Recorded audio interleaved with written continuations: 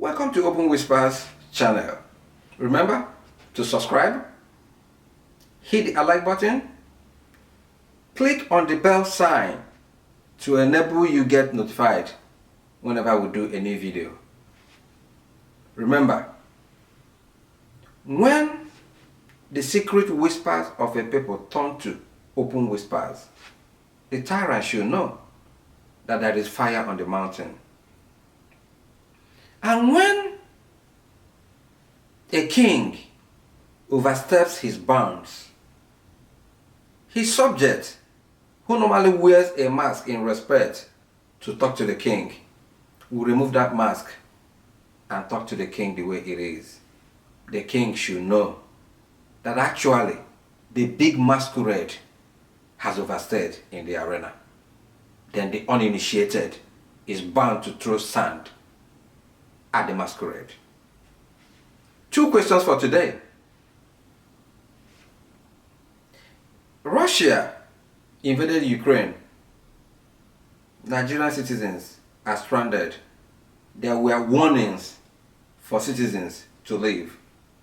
Nigeria has been caught napping. They only approved for evacuation to take place from March the 2nd, Wednesday, several days after the outbreak of the conflict. For these lapses, should the Minister for Foreign Affairs, Godfrey Onyama, still keep his job? That's number 1 question. Who will be held accountable for these lapses? For putting Nigerian citizens' lives at risk?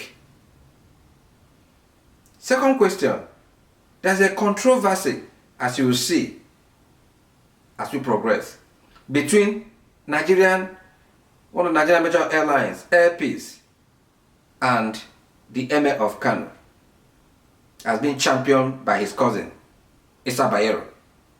The Emir was running 1 hour late to the airport. The plane was already full, boarded, and was taxiing off.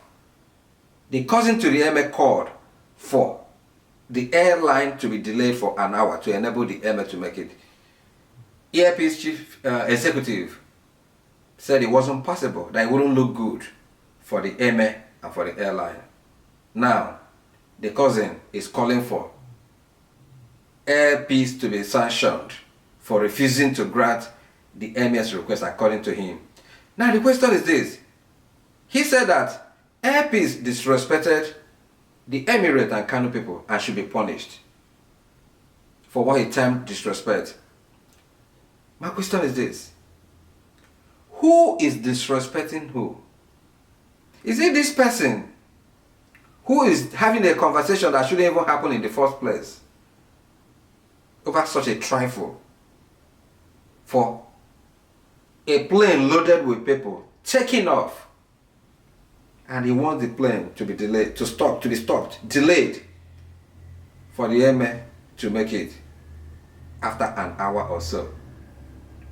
Or is he the man who wants to do the right thing and even offered for the Emir to be flown through another airline, another flight, free of charge? So who is disrespecting who? Is it the person who is having this conversation that shouldn't even take place, showing how immature the country is, even at the time of crisis, discussing such trifles? I mean, I'm just asking, who is disrespecting who? Welcome to Open Whisper. Welcome back, everyone. Very happy to have all of you back safe and sound, back in our motherland. On behalf of Prime Minister Narendra Modi ji, both Murli and I are present here to welcome you back. I know you have all been through a very difficult time, a very trying time. But know this, that the Prime Minister is with you every step, the Government of India is with you every step, and 130 crore Indians are with you every step of the way. And we will leave no stone unturned until every single one of our citizens are back safely back home in India. So please pass this message on to all your friends, all your colleagues, that we are with them and we will guarantee their safe passage back. Pradhan Mantri is in touch with the Ukrainian Rashtrapati ji. The conversations are on to ensure that everyone is brought home safely. Conversations are also on with the Russian government, and we assure you एक एक नागरिक को वापस अपनी मातृभूमि में हम लोग सुरक्षित रख के ही चैन की सांस लेंगे। बहुत बहुत आप लोगों का स्वागत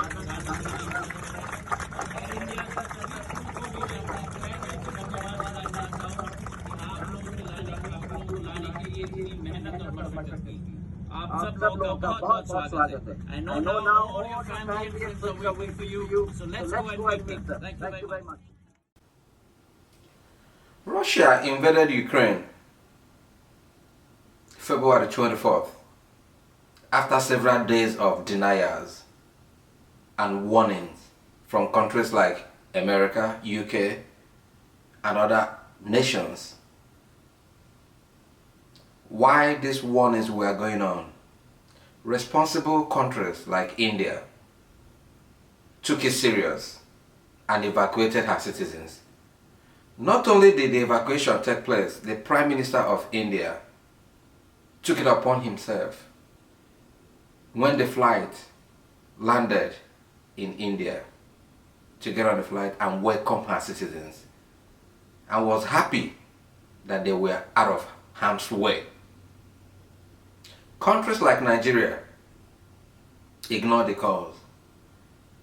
Her citizens have been disrespected, discriminated upon, and are racially abused. What did Nigeria do? According to the Minister of Foreign Affairs, Godfrey Onyama, through one of the TV outlets in Nigeria, said that he put a call to Ukrainian authorities to complain about the maltreatment of Nigerians from reports that emanated from the field. And he only today conveyed the approval of Nigerian president for the evacuation of Nigeria stranded in Ukraine and her borders to commence on Wednesday, March the 2nd, several days after the war had commenced in Ukraine. What a country. When will Africans and Nigeria wake up? During the COVID era, immediately there was the outbreak of COVID. Nations took precautions to avoid the outbreak of COVID in their countries, or people importing it from places like China and other nations that we are really done with COVID. Nigeria didn't do anything. They allowed their airspaces to be flown by all these countries, and that resulted in importation of that COVID to the country, to the detriment of Nigerian masses. This time around is a repeat of what happened during that COVID and several other crisis periods. And each time this happens, you wait to see if hells will roll for such lapses, and you don't see it.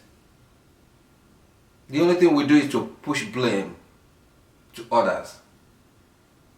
And when you listen to him, you just feel sorry for a country like Nigeria. You feel deeply sorry for a country like Nigeria. You just want to cry. If you hear him explain how those people, some of them there are students, private citizens, have gone there on their own accord, you just feel sorry, as if such things should come up in this crisis period where safety of any nation's citizens should be paramount. Regardless of what that person is doing there or the business the person is conducting there. You could be a private citizen, you could be a student, you could be a business owner. Regardless of what you are doing in that crisis-ridden country, the safety of any nation's citizens should be paramount. And here, we see this missing. We don't see that affection, despite the rhetorics, despite the explanations. It cannot remove the fact that Nigerian authorities once again have been caught napping. We are behind in evacuation of our citizens from this crisis-ridden country. So we are now approving approval for evacuation to commence several days after the war broke out. Evacuation in the middle of a war, when you know that where there is this no-fly zone, that is not safe for planes to fly into that country for evacuation. How does this portray a responsible government? Meanwhile, why this battle of evacuation rages? Nigerian students are stranded. They are out of money.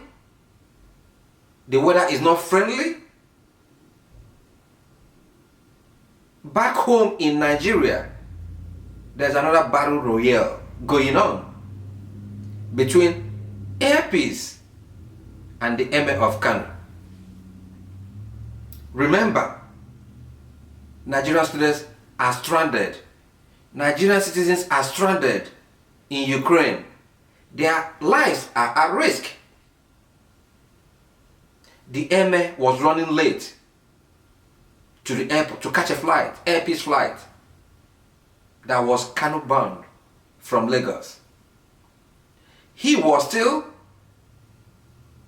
at the international wing of the airport, which without traffic would take at least 30 minutes to get to the local airport. The airport, the flight was fully boarded, was almost taking off. Now, the cousin to the Emir of Kano called the CEO of Peace Airline, AIRLINE, to demand that the plane be delayed for an hour to enable the Emir and his entourage to make the flight. And respectfully, the CEO of Black and called the crew to find out the possibility of such a request. And I was told that they informed him that it wasn't possible, that the plane was taking off. He called back the Emir's cousin to let him know that it wasn't possible for the flight to wait for the Emir to get on it, that the door of the flight had been shut, that it wouldn't look nice if the flight would be delayed, only for the doors to open again after an hour. Nobody was sure it could be more than an hour, because you have to go through the ritual. You have to first of all arrive from the international wing of the airport to the local wing, which will take at least 30 minutes to an hour depending on traffic. Then you go through the pre-boarding rituals. So it could even be up to 2 hours. Because remember, this is COVID period. All those protocols have to take place.